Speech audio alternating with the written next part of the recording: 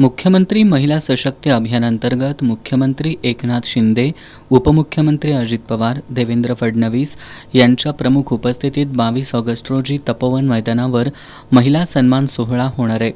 हा सोहळा यशस्वी करण्यासाठी एकनाथ शिंदे गटाचे शिवसेना पदाधिकारी आणि कार्यकर्त्यांची बैठक शाहू स्मारक भवनामध्ये आयोजित करण्यात आली।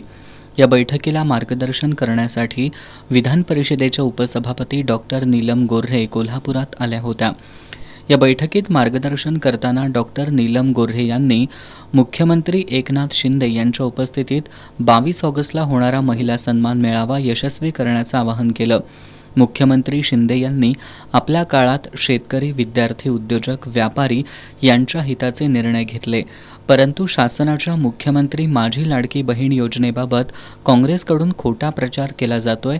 अशा लोकांपासून जनतेने सावध राहावं असं सांगून कोल्हापूर शहरावर भगवा फडकवण्यासाठी शिवसैनिकांनी कामाला लागावं असं आवाहन गोऱ्हे यांनी केलं। या बैठकीला शिवसेना जिल्हाप्रमुख सुजित चव्हाण, रणजित जाधव, निलेश हंकारे, किशोर घाटगे, तुकाराम साळोखे, उदयबाबा भोसले, दीपक चव्हाण, पवित्रा रांगणेकर, मंगल साळोखे, अमराज पाटील यांच्यासह शिवसैनिक उपस्थित होते।